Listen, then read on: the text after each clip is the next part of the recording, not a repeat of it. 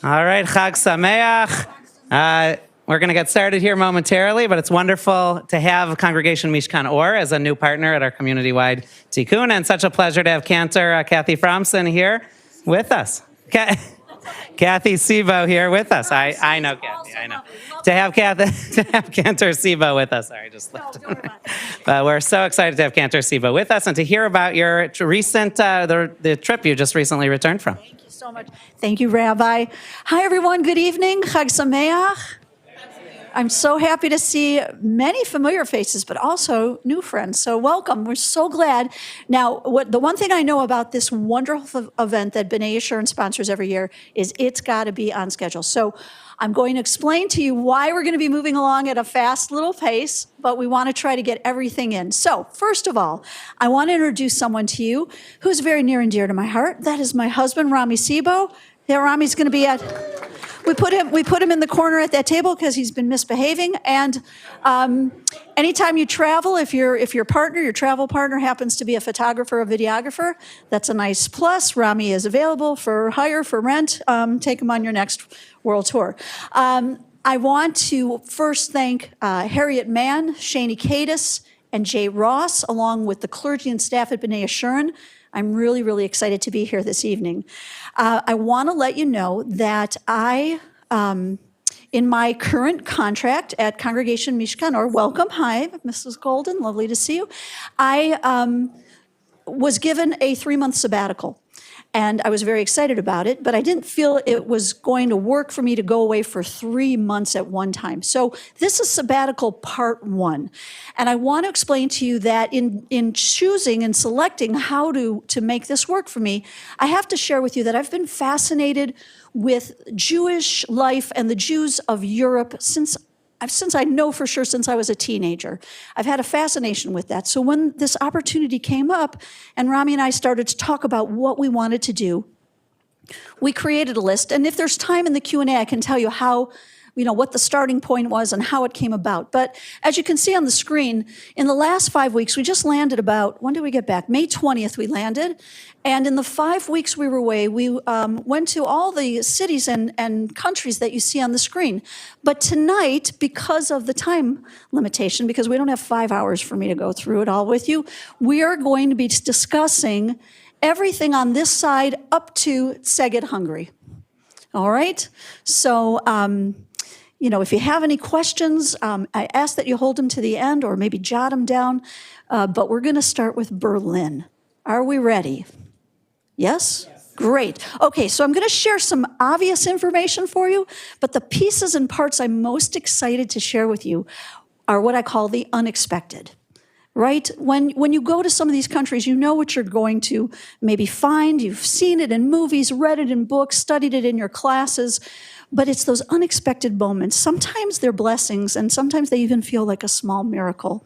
Not only were Rami and I on a Jewish quest to explore our Jewish heritage, but we were on a personal quest to explore some of our own family roots, and we'll get into that in just a moment. Anything else, honey, I should add in the intro? Thank you, honey. Okay, now, people on the live stream, you missed that. He declared I'm always right, which is actually not true. As a kid growing up, the idea of going to Germany was never on my list of things to do. I never wanted to go to Germany. I had no desire to go to Germany. Learning about Nazis and the history of World War II, the facts, and I just never wanted to go. And somewhere around 20 years ago, friends of mine who had been going to Berlin kept telling me, you've got to go to Berlin. You got to go.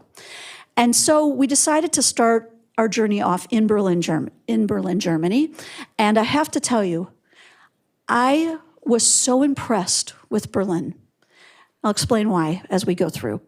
We got to Berlin, and the very first day, once we landed, we settled in, and we decided to go for a walk. We hit some obvious places, Checkpoint Charlie. We wandered around, and we found ourselves at a remnant of the Berlin Wall. And at this remnant was something called the Topography of Terror.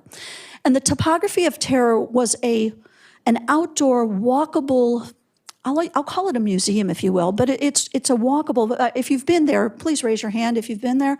So you know it starts with 1933, I believe, and goes all the way through. And it's amazing. It was amazing to me and Rami how the Germans continuously kept impressing us in the way they were facing their history. Not saying things are perfect, not saying anti-Semitism doesn't exist in Germany, but I have to tell you something.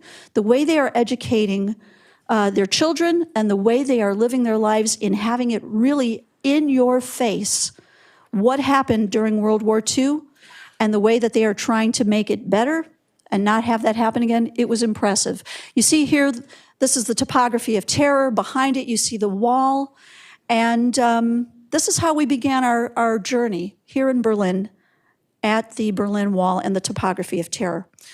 The next day, this is the parts of the what remains of the Berlin Wall. The next day, we went on a private tour with a wonderful woman who is not Jewish, but stressed to us many times during our tour how thrilled she was to be doing a Jewish tour. She said she loves doing the Jewish tours the most because it feels for her, it's her way of giving back a little bit. Her mother was an infant when World War II broke out. Her mother was hidden in another part of Germany to be safe.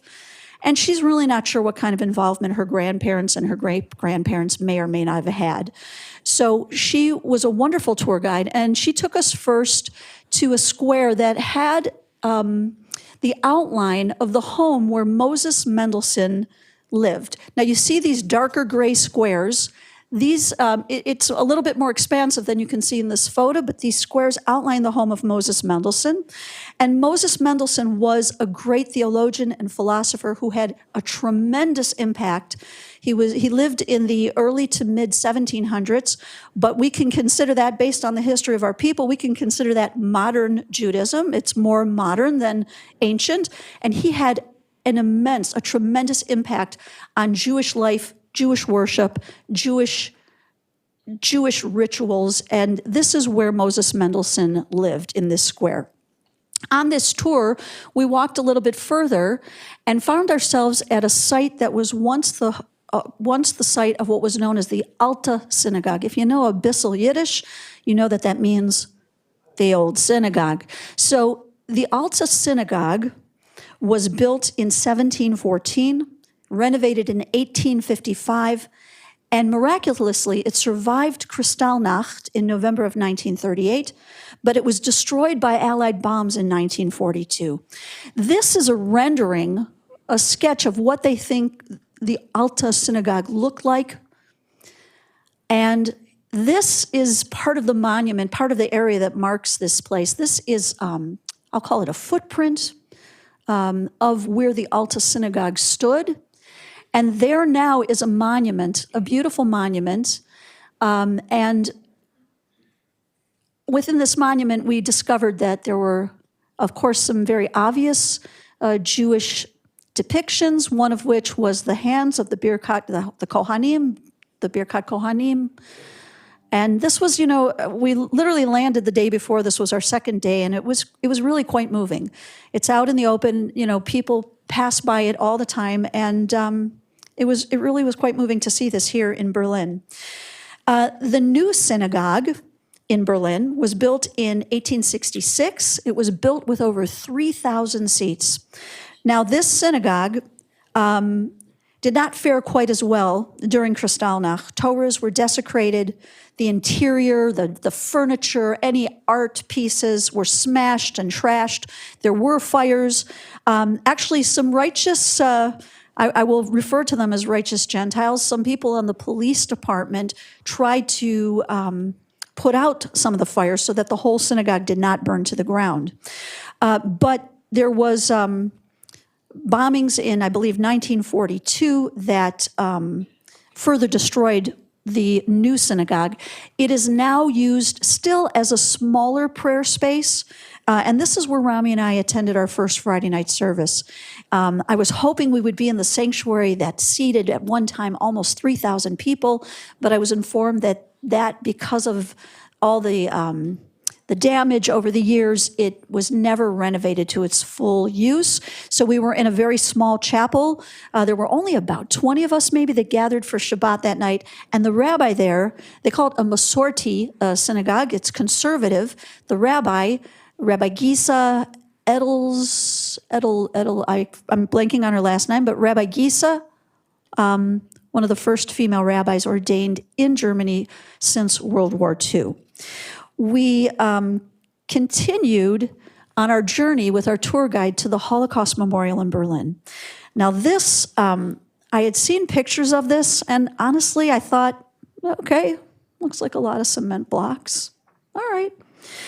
But when I was there, we felt very, very overwhelmed. When you walk into this memorial, and this memorial, by the way, was opened in 2005. There was a big competition.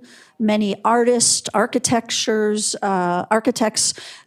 competed. And it turns out that a man from New York, an architect by the name of Peter Eisenman, actually his piece, his submission won, and he is the person who constructed this. It's made up of 2,710 concrete slabs or blocks. And you'll see when you first walk up to it, they're quite low.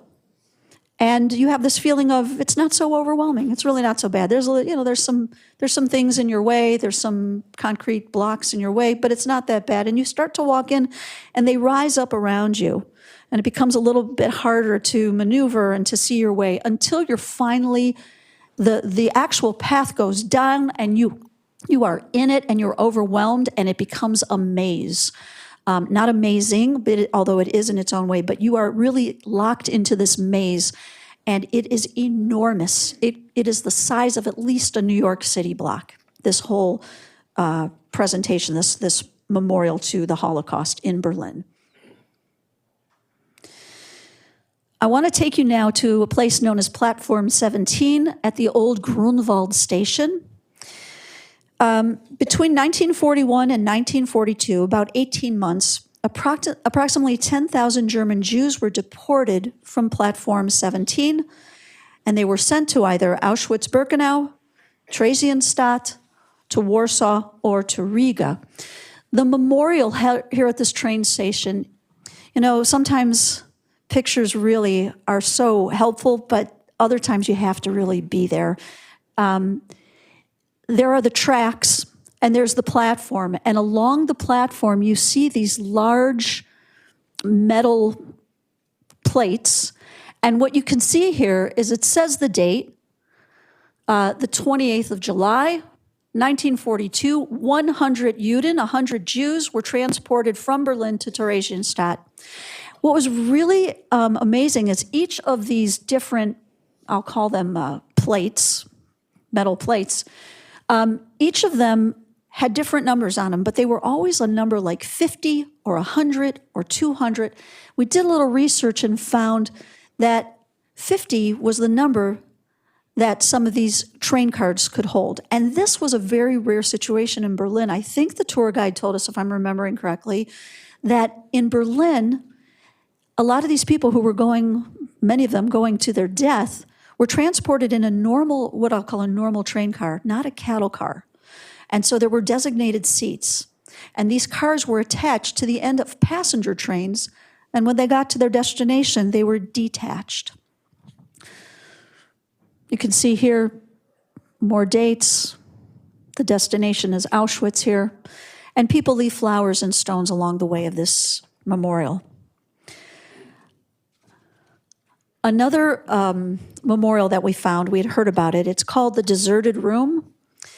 This is a metal sculpture, and the feeling here is that, as you can see, if something had happened, if you were sitting around your kitchen table and something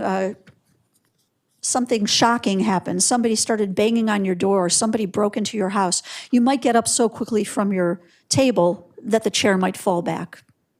And this is a reminder of the Jews in Berlin who were, without notice, ripped from their homes.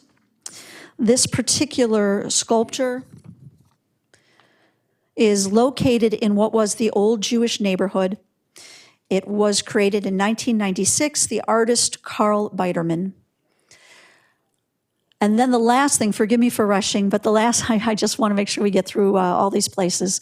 The last thing in Berlin I want to bring to your attention, it's not just in Berlin, it's throughout a good part of Europe, but Berlin was our first exposure to it. So I see some of you nodding your heads. These are called Stolpersteins, which literally translates to stumbling stones.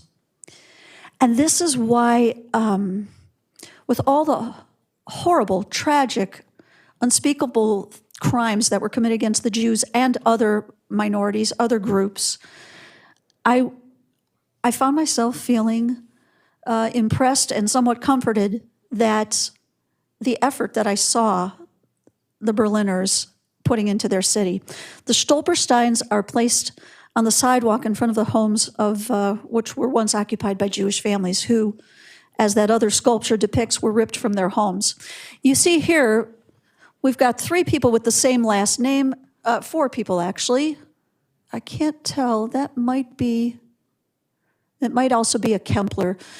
These first, well, at least the ones here, you see here it says ermordet meaning murdered.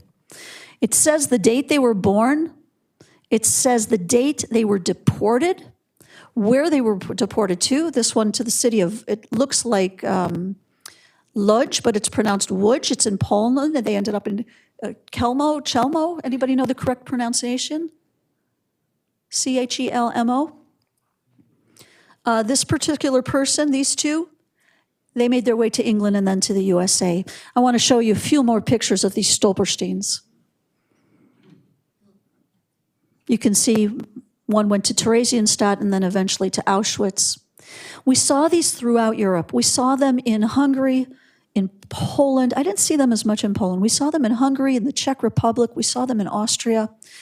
We found out there was a woman who recently died in Austria. She was one of the oldest Holocaust survivors, and she was kind of the grande dame of Vienna and Vienna's Jewish community. And they wanted to put a Stolperstein in front of the home where she had lived, and she said, I don't want mine on the ground, I want it on the wall. And so they put it into the wall because she said, no one's ever going to step on me again. But all the other Stolpersteins we saw were in the ground. Okay, we left Berlin and went to Krakow. We had one day on our own in Krakow before we began a very special part of our journey called the March of the Living. The March of the Living happens every year, and it is a journey tracing the steps of our ancestors through the years of the Holocaust. Here we are in Krakow. I wanted to show you this picture. This is called the Temple Synagogue, and they actually spell it T-E-M-P-E-L. That appears to be a typo, but that is actually how they spell it in Krakow. Just a beautiful synagogue that's still in use today. And some other parts of Krakow Jewish life, I just loved seeing the JCC at Krakow. We had one of our dinners, one of our March of the Living dinners here, and I loved that they had, of course, the Israeli flag, and they had the Polish flag, but it also really warmed my heart to see the Ukrainian flag. Also at the JCC, outside of their building, were, of course, pictures of all the hostages.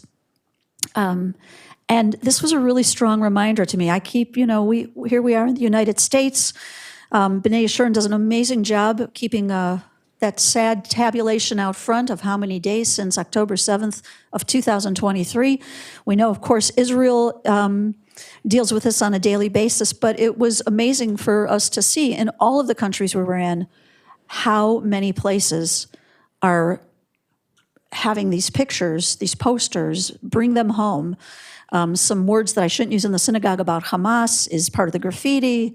That warmed my heart too, to be honest with you. There's a square. I learned a great word, Platz. You know the word Platz? Like I'm platzing? No, but this is a different Platz. P-L-A-T-Z means square. In Europe, everything is a square. Do you know what I'm talking about?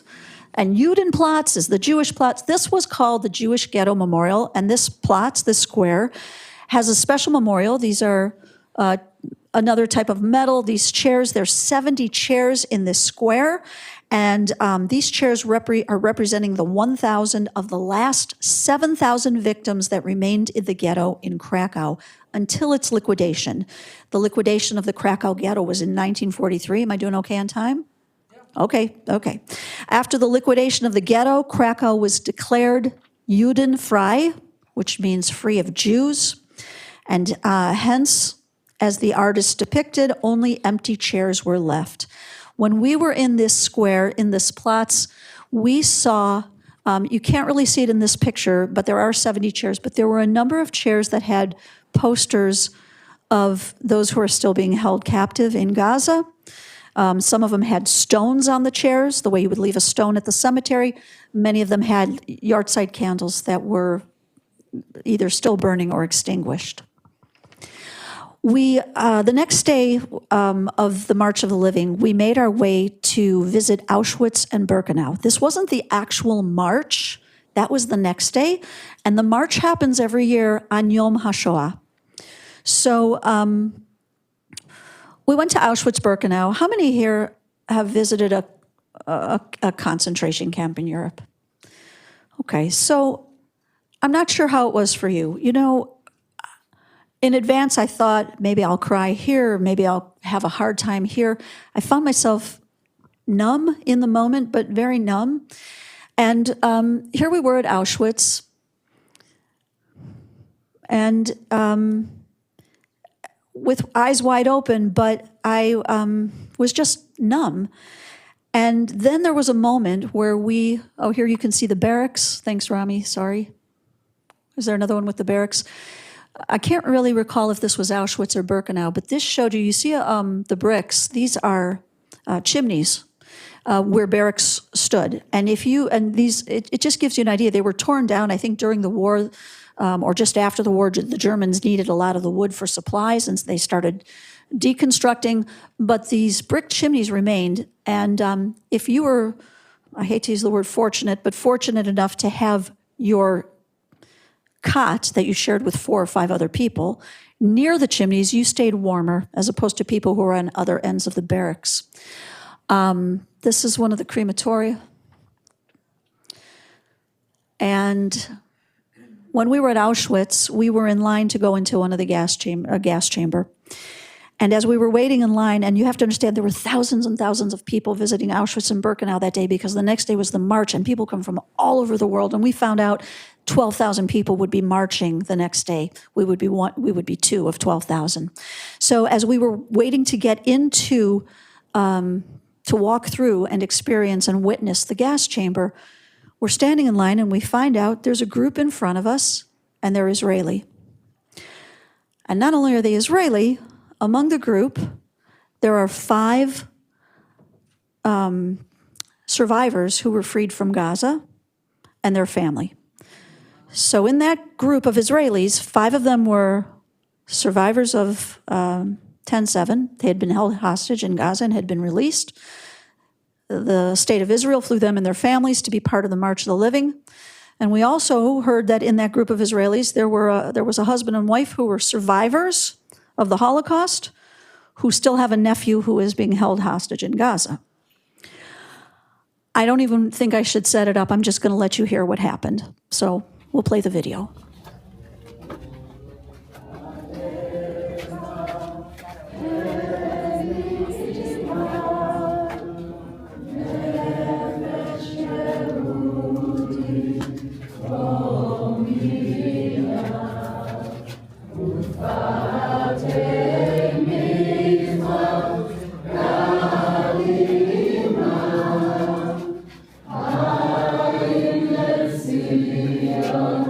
So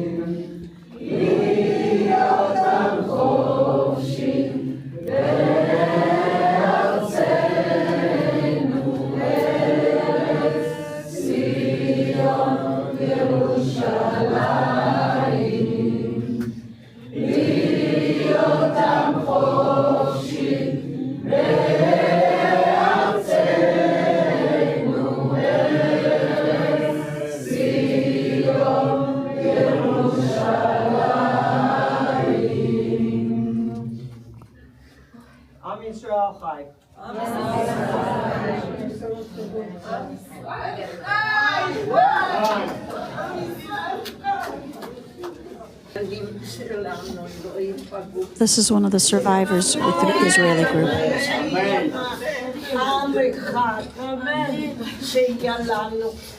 Shalom, Bermidiana, speak.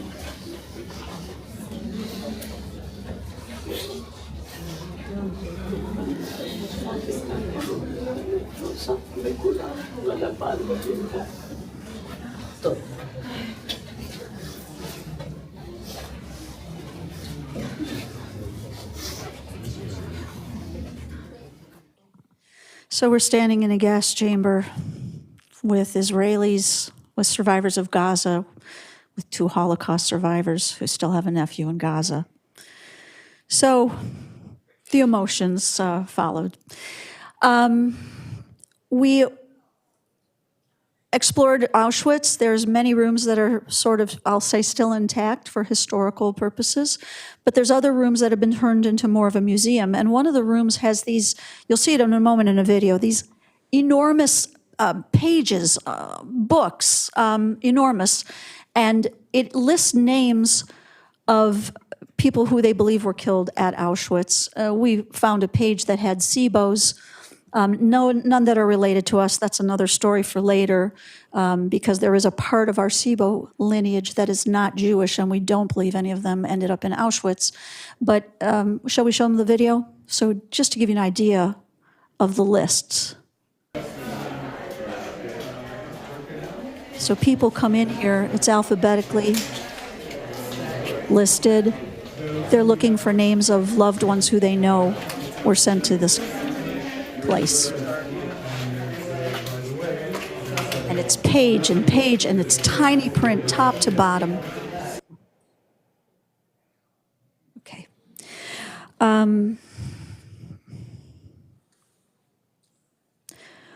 Okay. When we left Auschwitz and Birkenau that day, we went into the town of, somebody's going to have to help me with the pronunciation, because even our tour guide was getting it mixed up. Oswiecim? Say it again. Oswiecim. I'm not saying it correctly, but say it one more time. Oswiecim, which is the actual Polish name for the town that the Germans called Auschwitz. And when we were in this town, we visited a small synagogue that's no longer a shul operating, but it's more of a museum. What I need you to understand is that Auschwitz, prior to 1939, had approximately 8,000 Jews living there, which represented almost half of the city's population. Where, outside of Israel, is half of the population Jewish. And today in Auschwitz, I learned, because the last person passed away a couple years ago, there was one Jew left in the town who ran a little coffee shop. The town, they loved him. He has passed. There are no Jews in Auschwitz. In Oswiecim. Thank you so much. There's one now? Okay, well, somebody moved in the last month and a half. But anybody in the room here know or remember Jacob Hennenberg? Okay, so I, like you, I was in love with this man and his family. Amazing, amazing man. May his memory be a blessing.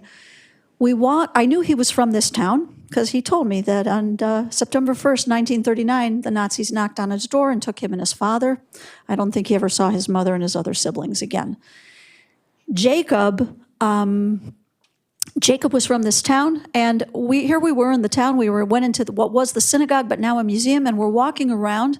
And I know his daughter, Julie, his granddaughter, Julie. I co-officiated in her wedding, and so I was walking around this museum looking at pictures, and I yelled to my husband, come quick, you're not going to believe what I just saw. And here's the video that I made for his granddaughter, Julie. I want to say hello to you and to your whole family. My husband and I are, as you know, we visited Auschwitz and Birkenau today. I sent you that message. But now we are in the town Oświęcim, the town where your grandfather grew up.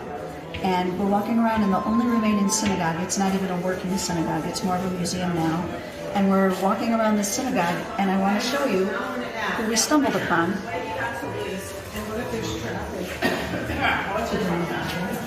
No. You sure? Yeah, I kind of.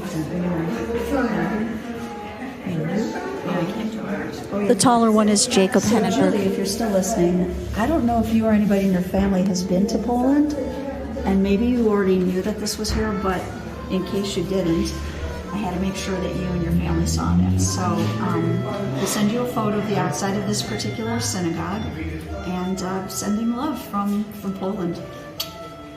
And here is a photo. Here's a close-up of that photo. The taller one is Jacob Henneberg. That was one of those little miracles.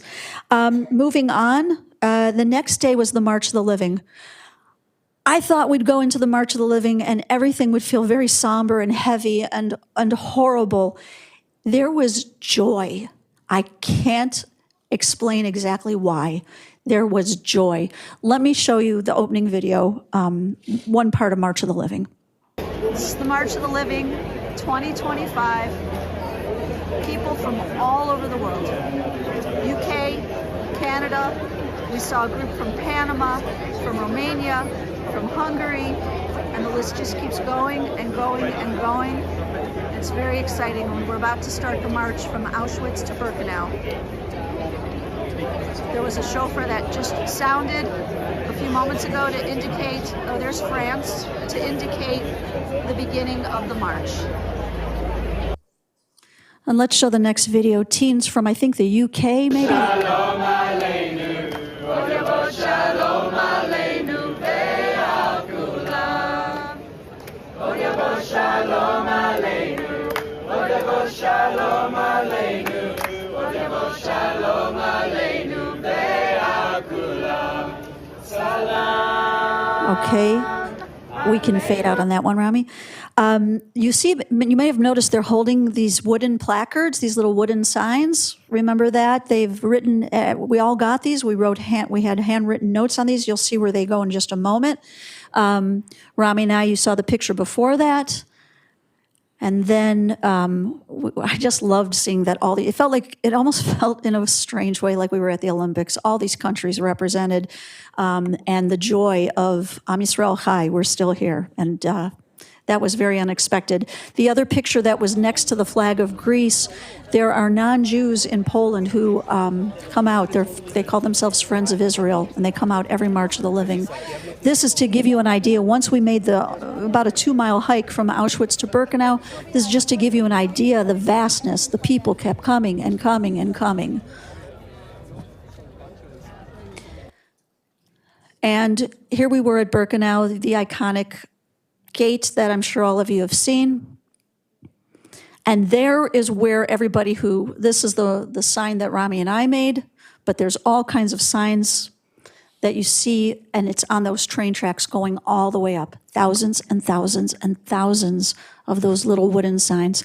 When we were in the ceremony at Birkenau, the skies, appropriately in my opinion, opened up. I don't mean a drizzle, I mean like crazy rain. They had to cut the ceremony short. There was lightning and thunder, but we were soaked, but none of it mattered because it was nothing compared to what others had been through there. This was bus one, the best bus of all. This was our group. Rami and I feel like we made some friends for life here. And that was the day of the march.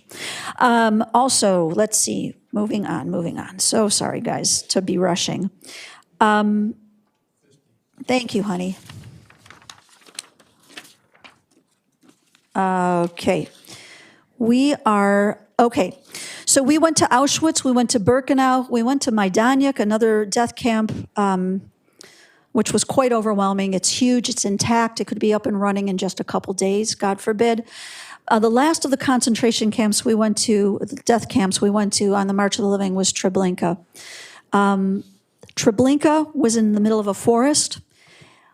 we're taught that somewhere in the area of 800,000 of our people were murdered at Treblinka. There were 13 gas chambers, and if you went to Treblinka, usually you got off the train and went right into the gas chamber. If you were a teenage boy in their late teens, early 20s, you might have been spared because they needed you to take the bodies out. There's only a handful, a few dozen people that they think survived Treblinka. This was part of my journey. I'm going to just let Rami show this video. We're at Treblinka in Poland, an extermination camp, a death camp. Everything was plowed under by the Nazis after the war, or towards the end of the war. And it wasn't until the 1960s when people came here to dig and to find what was once this horrible death camp that killed over 800,000 people. Jews were killed here, they said 6,000 to 10,000 Jews a day. And while the gas chambers are gone, while any signs of this being a death camp are gone, the monument that's here, Rami, if you'll show them, are these stones that represent large cities, smaller towns, and little villages, places we would refer to as shtetls. I want to tell you that I was so lucky not just to know all my grandparents, but I knew 3 of my great-grandparents. And one of them was named Jacob Goldstock, and I called him Zadie. I knew him till, I don't know, I was about 5 or 6 years old, until he passed away in Cleveland. But Jacob was born in a little town called Grajewo, Poland. He was born there in 1887, and after researching a bit, we found that he came to America in 1905, I think to Baltimore, Maryland, before he settled in Cleveland. So he got out of Poland even before World War I. And as I was wandering through these stones, I found this stone that marks the town of Grajewo. And I'm really thinking about my Zadie right now, who I remember. I don't remember him speaking a lot of English, but I do remember him, and I remember his love and his hugs and something ridiculous he used to do. Because I was a kid with allergies, I would be sneezing a lot. He would make me blow my nose, and then he would always open the Kleenex and he would say, "See?" It's just ridiculous, but it's what I remember. Anyhow, because he got out when he did, he and his wife Hannah were able to give birth to my grandpa Warren Goldstock. And Warren's Yiddish name was Velvel. That was Jacob's father's name, Velvel. And because of Jacob getting out when he did, I had my grandpa Warren, I had my mom and my Aunt Sheila, and Rami and I have our children. And our oldest grandson, Archer, is given the Yiddish name, the Jewish name of Velvel, in memory of my grandpa Warren, Jacob Goldstock's son, and we also have a grandson whose name is Warren. So I'm really thinking about my great-grandfather, Jacob Goldstock, who came from the town of Grajewo. And I'm going to place a stone here, not for Jacob, but for the members of his town, his community, who died here at Treblinka.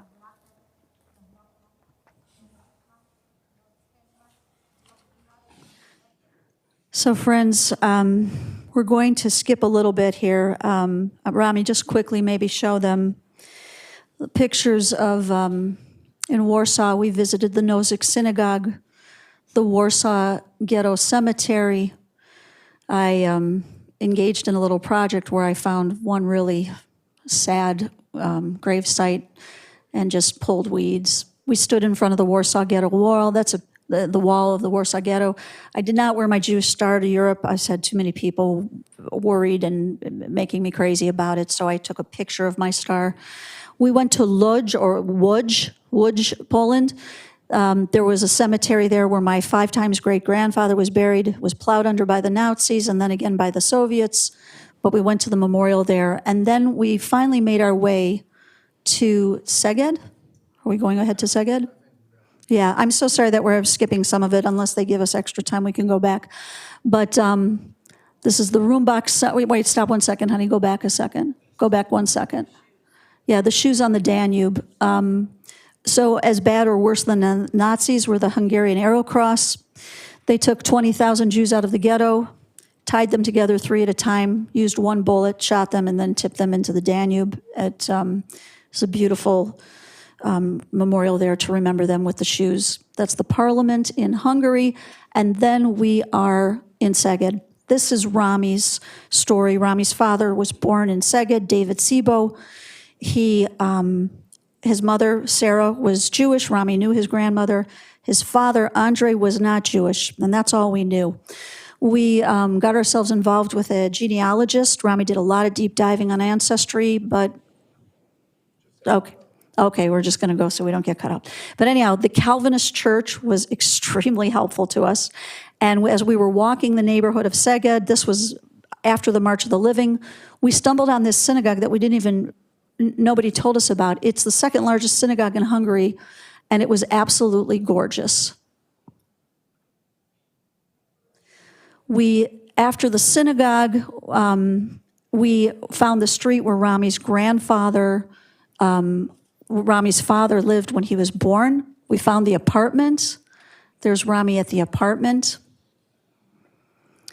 And then we were on a quest to find the grandfather and the great-grandmother that Rami never knew at a cemetery, a Calvinist cemetery in Szeged. So we're in Szeged, kind of on the city outskirts. And we had a couple mishaps in our directions, but we finally found the cemetery known as the Reformatus Temeto, or the Evangelicus Temeto. So we have this map. We found these wonderful people who run the Calvinist church in Szeged. They're so sweet and so kind, and they've been really helpful. And we stopped at their office today. They gave us this map. Right now we're about here, and we need to travel all the way almost to the very end of the cemetery to section E.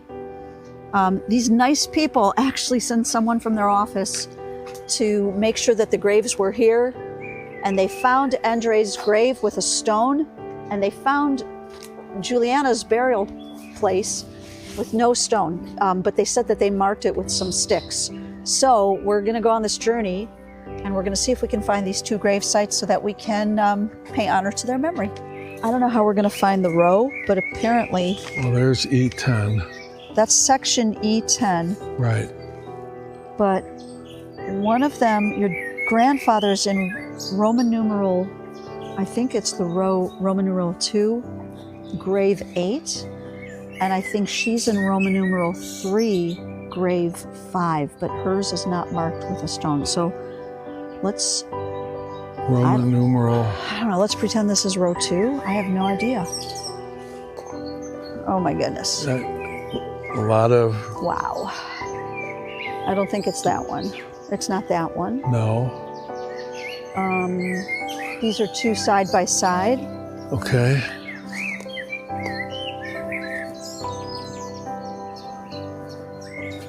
Ah, the man put a stick there for us. See that He piece? trampled the grass. This is it. This is your grandfather's grave. Wow. That nice guy, I don't even know his name. He put a stick here so we could find it. There it is. Wow. How Hold about on. that? Yeah, You can see, there's the S-E-B-O.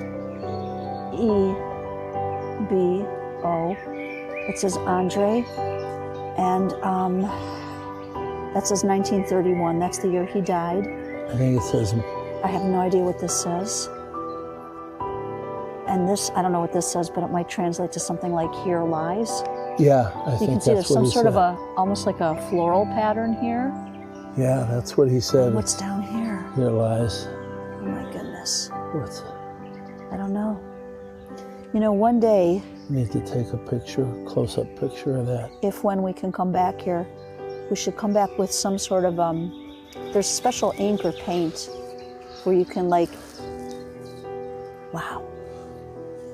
There it is, Ron. Yeah.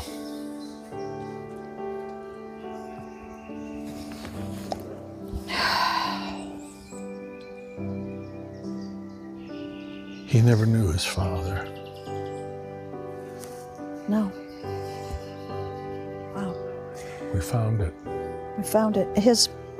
Andre's mother died just a couple months before he died, right? Or did she die a couple months after him? No, before. She died before. Before. Okay. I have to take a picture. Well, so he said he put 2 sticks up. Well, we'll find hers in a second. Okay. You want to light a candle here?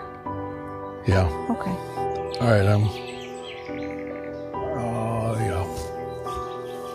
Let me get out. I'll get out the stuff first. Okay. Just want to look around here. Look how overgrown everything is.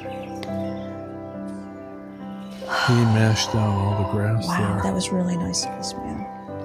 Really sweet. Oh wait, what's that? What? That stick right there? Is she in the next row? Did he She's say? supposed to be in the next row. Hold on. 2 sticks. Grave 5. I bet that's it. Hold on. Let's go over there too. Hang on. 1.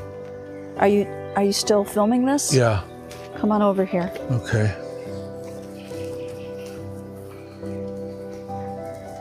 1, 2, 3, 4. It's supposed to be grave 5. So there's 1, 2, 3. Maybe a 4th grave is here. They think she's right here. He put up the Wow. sticks. Amazing. So I feel like I'm standing on your mother's grave. Let me move over here. Yeah. This must be it. Wow. Because So- it was just a row over. We're going to find out how to get a stone here for her. Something. Okay? And he's buried right over there. Yeah, they're not that far from each other. Right. Okay. Okay, let's take a break and Okay. do something nice for them. So because my great-grandmother doesn't have a headstone, I've written this out, and we're going to put this in there. It has her name, her date of birth, her death, and then a little message. And I'm going to put that in where the marker is, and put a stone there. But I don't have 3 minutes. We're supposed to start already. Oh, okay, well, come in, but they're listening to a video right now. I have my people waiting. I'm presenting. Oh, I'm so sorry. I'm so sorry. Maybe where the headstone should be. Okay.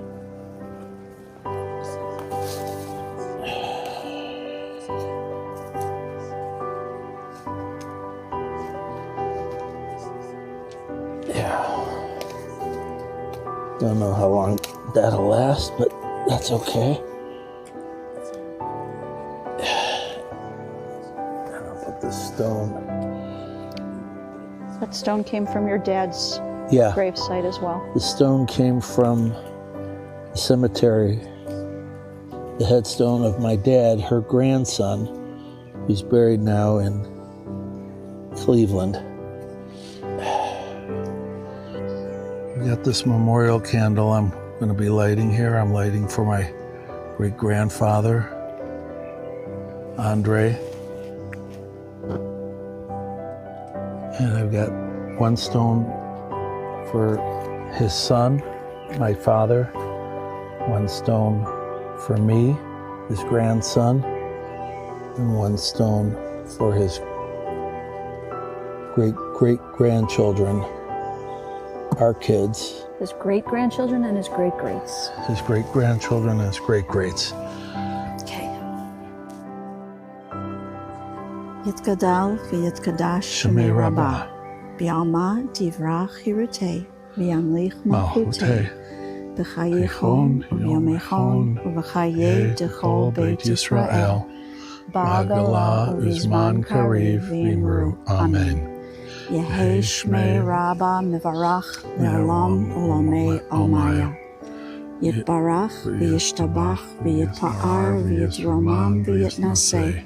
V'yitadar v'yitaleh v'yitalal shmei dekudisha barichu. Leila min kol birchata v'shirata. Tushbechata v'nechamata. Damiran bi'alma v'imru. Amen. Yehi shlama rabba min shemaya. v'chaim aleinu v'al kol Yisrael v'yamru. Amen. Oseh shalom b'mramav, hu yaseh shalom, aleinu v'al kol Yisrael v'yamru. Amen.